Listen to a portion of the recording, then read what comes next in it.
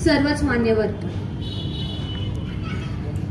आणि माझ्या समोर उपस्थित असणारे माता पिता बंधू भगिनी आणि माझ्या सर्व युवा सहकाऱ्यांनो, आज मंचर नगर पंचायत जी स्थापन झाली त्याचा दिनांक आहे 29/11/2021.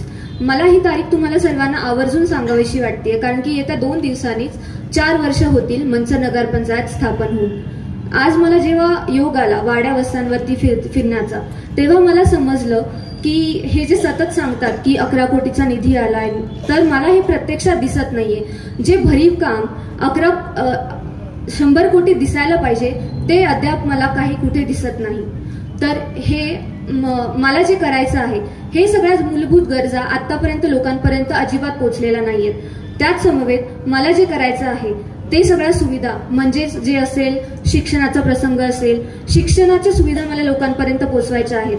त्याच्यासाठी आपण आपल्या नगरपंचायतीमध्ये जिल्हा परिषदेच्या शाळा घेऊन त्याच्यासाठी खूप काही वेगळ्या गोष्टी करू शकतो. आपले कोर्सेस जे काही असतील ते, त्याच्यानंतर ना आपल्याला मागच्या वर्षीचा म्हणजे 2023-24चा जो रेव्हेन्यू आहे मंचर नगरपंचायतीचा, तो आहे 3,85,00,000,000.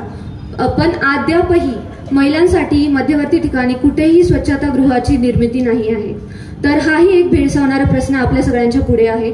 माझा तोही प्रयत्न असेल की मध्यवर्ती ठिकाणी कुठेतरी आपण महिलांसाठी व पुरुषांसाठी एक सेपरेट स्वच्छतागृहाची निर्मिती करू शकू. त्यानंतर पुढचा प्रश्न असेल, परवाच आमची प्रभाग क्रमांक 10 मध्ये फेरी झाली. तिथे साठलेलं पाणी होतं, दुर्गंधी होती, मच्छर होते, तर त्याने आरोग्याची हानी होती, आरोग्याचे प्रश्न उद्भवतात.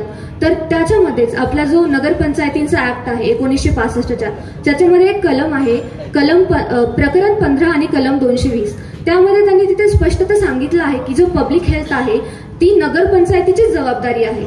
पण अद्यापही एवढा रेव्हेन्यू होऊनही अद्यापही अशा गोष्टींवरती कुणी बोलतच नाहीये, कुणी ऍक्शनच घेत नाहीये. तर हे सगळं, हे जे आपले पैसे आहेत, हा कर रूपी जो जमा होतोय नगरपंचायतीमध्ये, हे आपले सगळ्यांचे पैसे आहेत.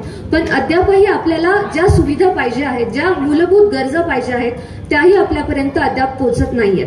तर माझा हा प्रयत्न असेल की हे जे पैसे आहेत ते तुमचे आमचे सर्वांचे आहेत. या एका पैशाचा हिशोब देण्यासाठी नगर अध्यक्ष पद जे असतं हे बांधील असतं. ह्याच्यासाठीच मी थोडासा अभ्यास करत होती नगर परिषदांचा, नगरपंचायतांचा. तर फार लांबची नाही, नाशिक जिल्ह्यामध्येच आपलं निफाड तालुका आहे, तिथली एक नगरपंचायत आहे पिंपळगाव बसवंत नावाची. त्यांनी डिजिटल बोर्ड्स ठिकठिकाणी लावलेले आहेत. त्यामध्ये त्यांनी तिमाही रिपोर्ट, 6माही रिपोर्ट असे लोकांपुढे प्रस्तुत केले आहेत, किंवा कुठला प्रकल्प चालू आहे, किती निधी बाकी आहे, हे सगळं ते ठिकठिकाणी त्या डिजिटल बोर्ड्सवरती डिस्प्ले करतात. तर असं काही आपण आपल्या नगरपंचायतीमध्ये करू शकतो, राबवू शकतो. त्यानंतर प्रश्न राहिला पारदर्शकतेचा.